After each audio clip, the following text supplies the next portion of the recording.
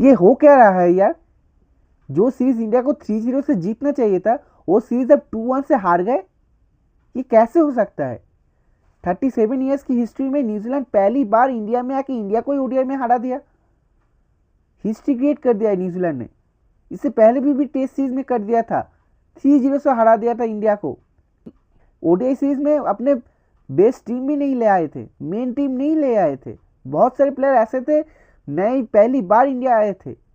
कुछ प्लेयर तो ऐसे थे डेब्यू भी किया है सिर्फ इस सीरीज में इंडिया में आके।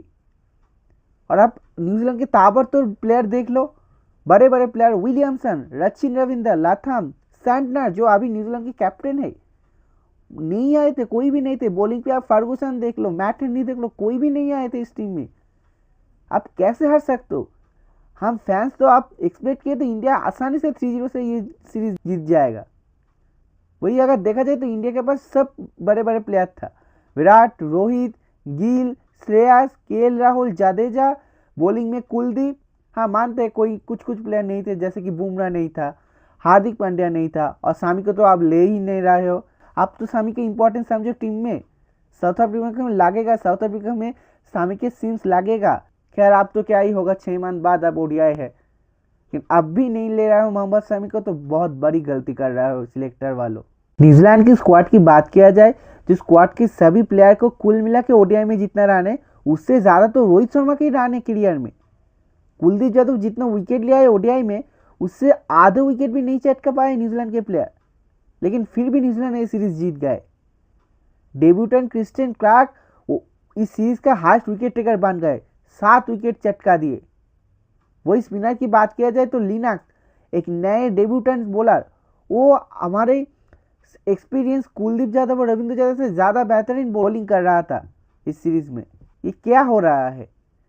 न्यूजीलैंड के गेंदबाज हमारी गेंदबाज से ज़्यादा बेहतरीन बॉलिंग कर रहा है, चाहे स्पिनर कह लो या पेसर। क्लार्क को छोड़ो, काइल जेमिसन, फोक्स, उन लोगों को भी देख लो कि कितना अच्छे बॉलिंग किया है। पहले मैच से क्यों अर्शदीप को नहीं खिलाया? अर्शदीप थर्ड मैच में कितना अच्छा बॉलिंग किया है, पहले 2 मैच में भी खेलना चाहिए था। न्यूजीलैंड के ऐसे स्क्वाड के खिलाफ आप हार गए, जो सीरीज 3-0 से जीतना चाहिए था। इससे पहले भी टेस्ट सीरीज हार गए थे न्यूजीलैंड के खिलाफ। न्यूजीलैंड दोनों ही सीरीज इंडिया को हरा दिया। सोशल मीडिया में अभी एक ट्रेंड चल रहा है ना, 10 ईयर्स चैलेंज, तो आप यहाँ पर भी देख लो। अगर 10 ईयर्स बैक चले जाओ या फिर उससे भी आगे चले जाओ, विराट कोहली थे जो हर एक एरा में बेस्ट बैट्समैन था। चाहे आप एमएसडी के कैप्टनसी में देख लो, या फिर विराट कोहली की खुद की कैप्टनसी पे, या फिर उसके बाद रोहित शर्मा की कैप्टनसी पे, और अब गिल की कैप्टनसी में, Virat Kohli always is the best batsman of Indian cricket. और अब इस सीरीज में भी देख लो, हाईएस्ट रन गेटर उन्हीं है।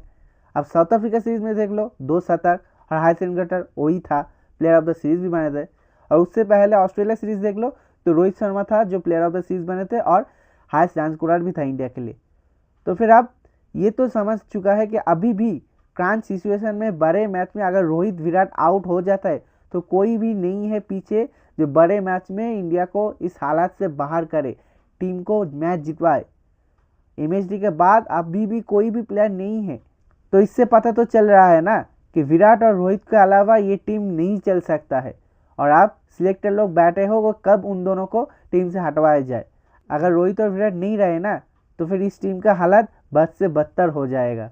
इस सीरीज में अगर किसी एक प्लेयर की बात करना चाहिए, वो होगा हर्षित राणा। जी हाँ दोस्तों, वो एक ऐसा प्लेयर है जो इस सीरीज में निखर कर आए हैं, चाहे बॉलिंग में देख लो या फिर बैटिंग में। बॉलिंग में भी हाईएस्ट विकेट टेकर है इंडिया के लिए, 6 विकेट चटकाए हैं। और बैटिंग में तो आप देख ही लिया हो, थर्ड ओडीआई में तो ऑलमोस्ट मैच जीत ही गए थे। थोड़ा अगर ऊपर टॉप ऑर्डर बैट्समैन से या फिर मिडिल ऑर्डर बैट्समैन से कंट्रीब्यूट आ जाते तो फिर ये मैच विराट और हर्षित राणा मिलकर इंडिया को जितवा ही दी थी, ऑलमोस्ट जितवा दी थी मैच। ये 40 रन का फर्क नहीं रहता। पहले मैच में भी देख लो, अगर विराट के 90 रन के बाद अगर उस मैच में वो कंट्रीब्यूट नहीं करते थे, वो 29-30 रन का जो पारी आया था ना हर्षित राणा का, वो बहुत ही इंपॉर्टेंट नॉक था उस हालत में, नहीं तो वो मैच भी इंडिया के हाथ से फिसल गया था ऑलमोस्ट। और अब जो ट्रोलर है, जो उनको ट्रोल करते हैं हर्षित राणा, आप तो देख लिया हो ना।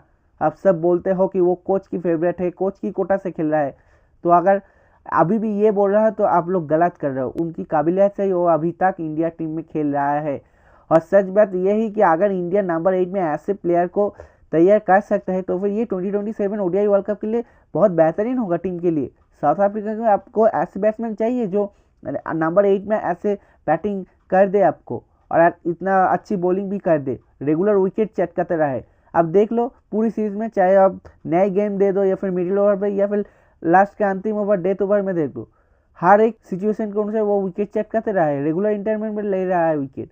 तो फिर ये प्लेयर ट्रम्प कार्ड हो सकता है इंडिया के लिए 2027 south Africa ODI world cup में। इस सीरीज में ये तो पता चल ही गया कि इंडिया अब मिडिल ओवर में विकेट लेने के मामले में लैग कर रहा है, खासकर बैटिंग पिच में।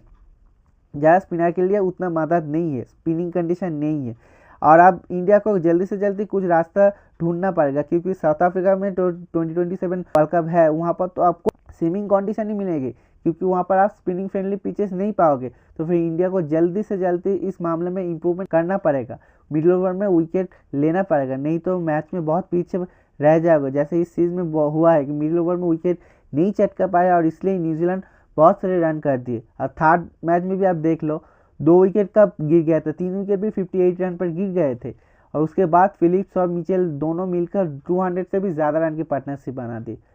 और एक कंसर्न की बात और है इंडिया के लिए, वो है इंडिया की फील्डिंग। बहुत सारे कैचेस ड्रॉप हो रहा है, मिस फील्ड भी हो रहा है, तो इम्प्रूवमेंट करना पड़ेगा, नहीं तो ये अपोनेंट बहुत सारे एक्स्ट्रा रन भी कर रहा है। अगर player of the series Darrell Mitchell की बात नहीं किया जाए तो फिर ये गलत होगा।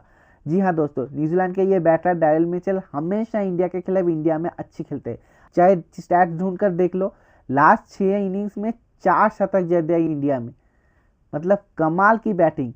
और ऐसे बैटर शायद लास्ट 10, 15 या 20 साल में इंडिया के खिलाफ इंडिया में आकर ओडीआई में इतना अच्छी बैटिंग किसी फॉरेन कंट्री से आकर नहीं किया होगा। शायद डैरेल मिचेल बेस्ट बैटर है लास्ट 20-25 ईयर्स की हिस्ट्री देखा जाए। इतना अच्छा बैटिंग, इतना अच्छे खेलते हैं स्पिनर्स को, कुलदीप यादव कह लो या फिर जाडेजा, हमेशा परेशान रहा है डैरेल मिचेल की बैटिंग से। तीनों इनिंग्स में 2 तो शतक जड़ दिए और फास्ट इनिंग्स में भी ऑलमोस्ट सेंचुरी जड़ चुके थे, और इसके चलते इस सीरीज का हाईएस्ट रन गेटर और प्लेयर ऑफ द सीरीज भी बने। और हाँ, अब यहीं पर अब मोहम्मद शमी की इंपॉर्टेंस देख लो टीम में। अगर मोहम्मद शमी होता तो डैरेल मिचेल को आउट कर दिया था। अब देख लो हिस्ट्री जाकर 2023 ओडीआई वर्ल्ड कप में दोनों बार, चाहे लीग स्टेज में या फिर सिंपल, दोनों बार डैरेल मिचेल को आउट किए थे मोहम्मद शमी। लीग स्टेज में भी आउट किया था, और उसके बाद सेमीफाइनल में जो विलियम्स के साथ डैरेल मिचेल एक अच्छी पार्टनरशिप बनाए थे, वहाँ पर भी विलियम्स को पहले आउट किया और उसके बाद डैरेल मिचेल, दोनों को आउट किए थे। तो फिर आप नहीं समझोगे तो कब समझोगे सिलेक्टर वालों? मोहम्मद शमी की सख्त ज़रूरत है इस टीम में। अगर शमी नहीं रहेगा तो ऐसी क्रांच सिचुएशंस में जहाँ पर इंडिया फंसे हुए तो वहाँ से विकेट नहीं निकल पाओगे। तो मोहम्मद शमी को इस टीम में रहना ज़रूरी है। और 2027 ओडीआई वर्ल्ड कप में बुमराह प्लस शमी, ये कॉम्बिनेशन चाहिए इंडिया को, नहीं तो इंडिया के लिए बहुत प्रॉब्लम हो जाएगा। तो जल्दी से जल्दी मोहम्मद शमी को इस टीम में वापस ले आओ। बहुत सारे फैन तो सोशल मीडिया में कुलदीप को लेकर ट्रोल कर रहा है, मीम बना रहा है। ये सब मत करो यार, कभी कभी हो जाता है, एक सीरीज खराब हो जाता है, लेकिन इसके मतलब ये नहीं कि कुलदीप अच्छे बॉलर नहीं है। वो अभी भी वर्ल्ड कप बेस्ट स्पिनर है। ओडीआई क्रिकेट में आप देख लो लास्ट कुछ सालों में ना विकेट चटकाए है, वो नंबर 1 स्पिनर है वर्ल्ड में। इंडिया में तो है ही, वर्ल्ड में है। हमेशा सब सीरीज में परफॉर्म नहीं करेगा, सब प्लेयर का होता है। कुछ 1-2 सीरीज आते हैं जहाँ पर आप परफॉर्म नहीं करते, अंडर परफॉर्मेंस हो जाता है। तो ये सब मत करो फैंस। तो दोस्तों, ये वीडियो कैसे लगी कमेंट सेक्शन में ज़रूर बताना। अच्छी लगी तो लाइक और शेयर ज़रूर कर देना, और ऐसे ही वीडियोस के लिए स्पोर्ट्स टुडेल्स को ज़रूर सब्सक्राइब कर लेना, और हाँ, इंस्टाग्राम में भी जाकर फॉलो कर देना।